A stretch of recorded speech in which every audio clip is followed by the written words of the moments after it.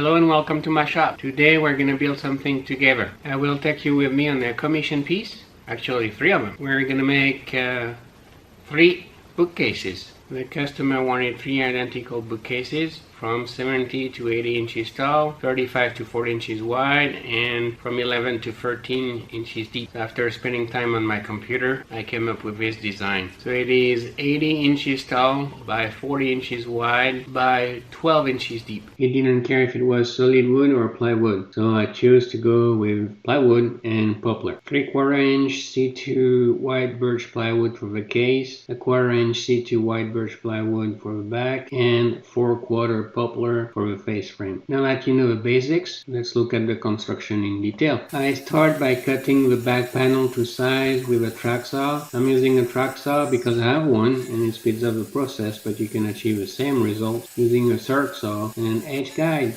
clamped onto the work table. Then I am cutting all the 3/4 inch pieces to size on the panel saw, making sure to do all the cuts requiring the same dimensions at the same time, so I don't have to adjust the fence every time and risk some misalignment errors. Most of you, I'm sure, will have a panel saw, but you can achieve the exact same results with a myriad of tools. Circ saw, track saw, regular table saw, no problem, it's just going to take a bit longer, that's all. To make it easy on myself, I rough cut the shelves to a more manageable size using the miter saw, so I cut the boards pretty much in half. And then I cut them to the final size using the panel saw again. Here, a miter gauge or a crosscut sled would be very handy if you're using and cutting on a regular table saw. I don't need to with this panel saw. Just make sure you're using the stop block for repeatable cuts. In my case, I have to do 15 different pieces at exactly the same size, so I'm going to use a stop block. The bottom shelf is a bit special because it needs to allow the back to slide into the groove. I need to cut a notch at the back here to slide the shelf all the way, and I'm going to do that by hand. Then the carcass needs to get a groove to accept the floating back. For this, I'm using my 2¼ horsepower router with a 1/4 helicoidal router bit and the edge guide with a plunge base, which I set to 1/4 inch deep. If you don't have an edge guide, you can also use a straight edge, just like the one you use with a circular saw. In any case, you need to make sure you're taking into account the rotation of the bit, so the router wants to stay in contact with the guide. In this case, the bit is rotating clockwise, so when I'm pushing on the router, it has a tendency to press the guide onto a piece of wood. If you pull, it would have a tendency to lift the guide away from the wood. So be careful with this, so you don't screw up your grooves. Benoît Pirard from Le Bois dans tous ses états, and he's a furniture maker from Belgium. He's also a YouTuber and gave a very good tip about this, but it's really useful, and I remember this. He says the first part of the bit that gets in contact with the wood indicates the direction where the router will be pulled. It's easier to visualize this when it's not a full cut, when the router bit is only partially in the wood. In this case, if the router bit rotates clockwise, it means that if you push the router, the left tooth will get in contact with the wood first. Thus, the router will have a tendency to drift left, which means in my case, the edge guide will be pressed onto a piece of wood. That's exactly what I want. If you pull on the other side, it will be the opposite. The right tooth will be the first one in contact with the wood, so the router will have a tendency to lift the edge guide away from the edge of the board. That's a very good tip, I think, he gave. And please check him out. He's very good and he's very funny. It's in French, even though he's from Belgium, he speaks French, but his channel is very nice. In order to insert the shelves, as I explained earlier, we will use dados. For this, I'm using my newly restored DeWalt radial arm saw with a dado stack, which I set to the exact same thickness of the shelves. You can also do the exact same thing with the router and the jig. I need to be particularly careful here for these steps because I will have to stop the dado so you don't see the dados from the back. And as you can see, I'm not cutting all the way, but I'm stopping at the groove that is meant for the back. We'll finish by hand with a chisel and a router plane. Now that we have all the pieces for the case, I'm focusing on the shelves themselves. I decided to put a 3/4 wide piece of poplar at the front to act as a dressed edge. I forgot to film the glue up, but all you have to do is just glue some poplar on the front of each shelf. In my case, the poplar is a little bit proud of the plywood, so I can plane and sand to the exact same thickness. I filled the gaps with some glue and I sand it immediately with a palm sander, so I make sure it creates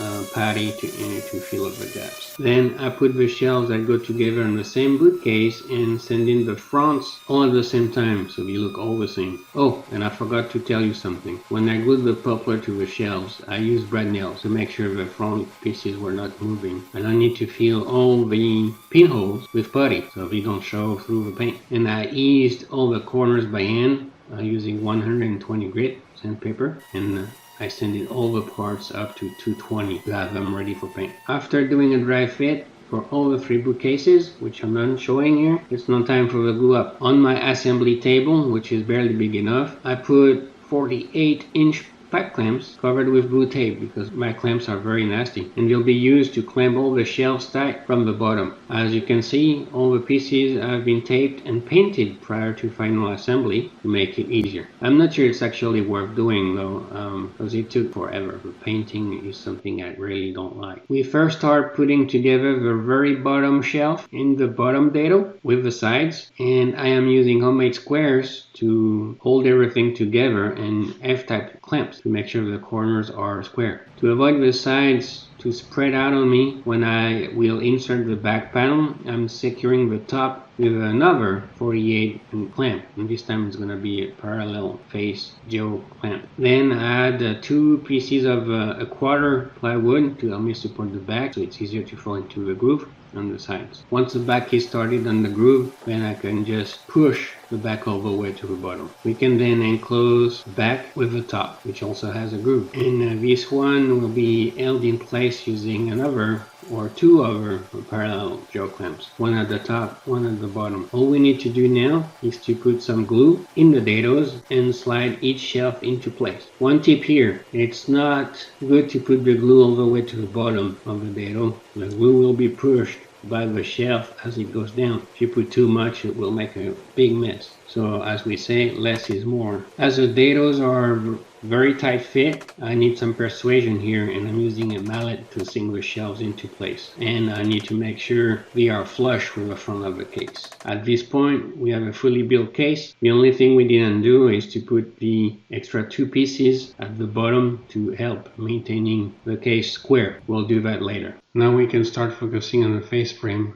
As I said earlier, the face frame is made of 4/4 poplar. In reality, it's not really 4/4, it's more like 13/16, and it's S3S, surfaced on 3 sides. So first I need to cut to rough length, then joint an edge and pass it through the planer to the final thickness of 3/4. Then I can size all the pieces to the correct width, 1.5 for the sides, 5 inches for the top, and 3 and some change for the bottom.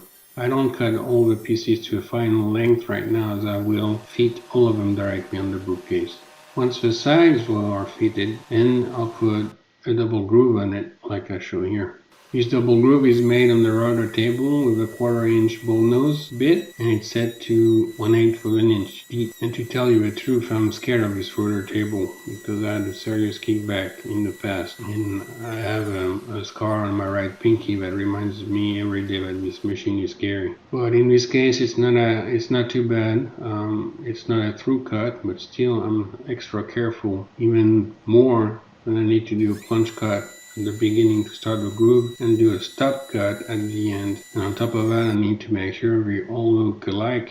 So it needs to be repeatable. Once this is done, I can start fitting the top and the bottom pieces directly on the bookcase. To make the assembly easy, I decided to use pocket holes to attach all the pieces together. In this case, I'm using the Craig 720 Pro pocket hole jig attached to my shop vac. And I was one of the ones who didn't like pocket holes, but I should admit that it's very handy for face frames. I don't think I'll ever use them for solid wood pieces of furniture, but for cabinet grade or painted furniture, they're great. I changed my mind. So I glue and I pocket screw everything together, and voila, the face frame is done and can be fitted onto the case. For this, I sand the edges that had some paint on them to make sure the glue is gonna stick. I put a dab of glue all around the perimeter and brad nail the face frame into place.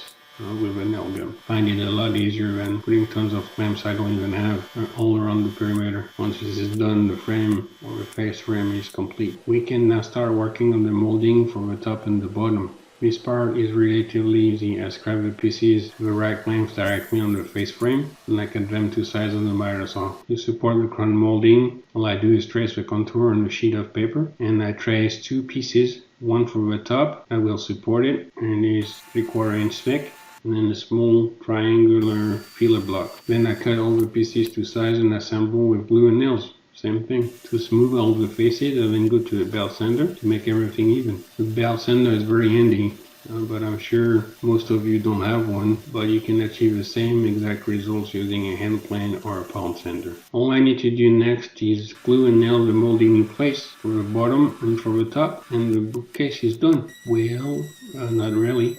I still have a lot of sanding to do. I spent a lot of time filling the gaps with wood putty and sand. Do more sanding and more sanding and more sanding before I can finally finish it up with paint and make it look pretty.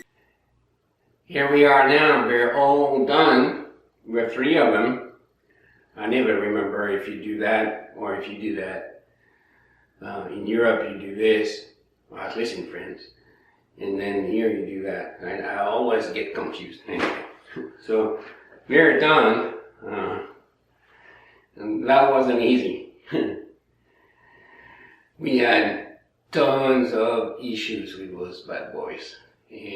First one being here in Georgia, in South Georgia, the temperature, middle of the summer, were crazy high.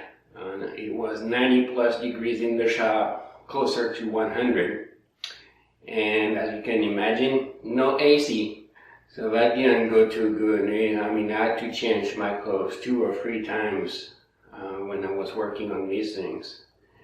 That was rough.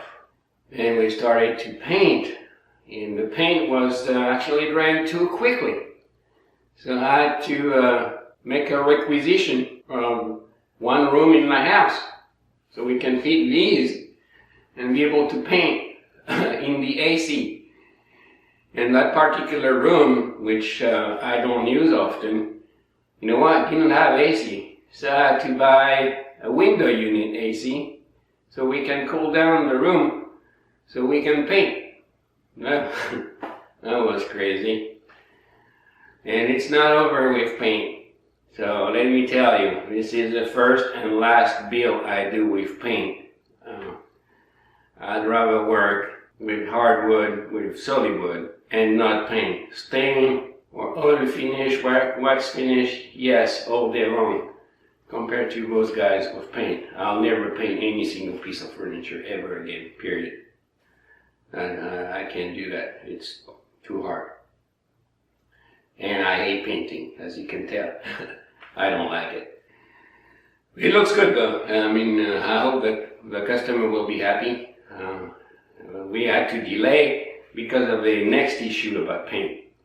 So I bought paint, and as you can see, it's antique white, and we had to paint before doing the assembly, and then we had obviously to put more paint to finish and cover all the sanded spots and stuff like that. And guess what?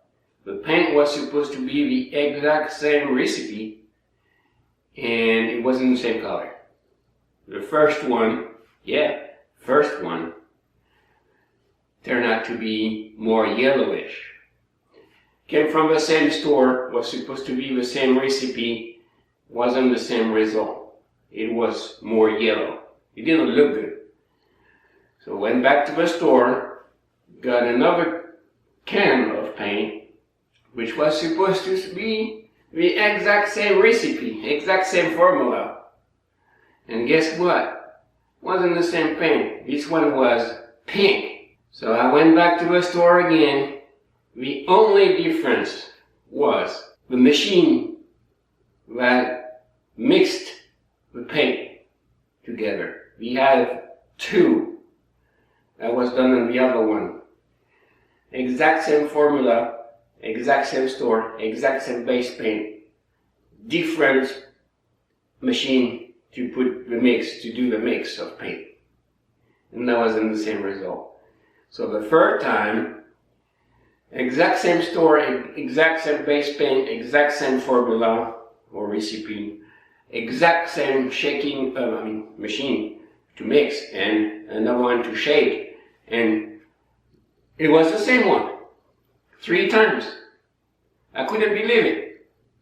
And every time, obviously, you put paint on the thing, so you have to fix it. Yeah, I mean, it was a freaking mess. So the paint was the major issue, but before painting, I actually screwed up because of a temperature in the shop. I guess I wasn't paying attention. I batch cut all the sides here, and for some reason, only 2 of them were the same length. The other 4 were all different sizes, and I still don't get it to this day. I don't know what happened. I guess I was tired because of the heat or something. And once to be honest, I got dehydrated and had to quit because I wasn't feeling good. So working in the heat of the summer in Georgia without AC is hard. I try to stay hydrated. I have a fridge with full of water in my shop. And if you don't pay attention, that's not enough. So be careful, guys, if you're working in the summer heat. Stay hydrated. And I'm seriously thinking about getting an AC in there, which I actually did. I bought a portable AC unit, but it doesn't do anything. Anyway, I wasn't trying because I was way too hot. So yes, this is it, guys. It's finally done. I got 3 of these. You can see 2 here, but there's one next to me right there. So let me show it to you in more details here with the B-roll. Thank you guys for tuning in, and we'll catch you on the next one. Oh, and don't forget to like and subscribe. I would appreciate. We're close to 100 subscribers, and I'd love to have over 100 when this one is published after a couple of days. That would be awesome. Thank you guys. Stay tuned.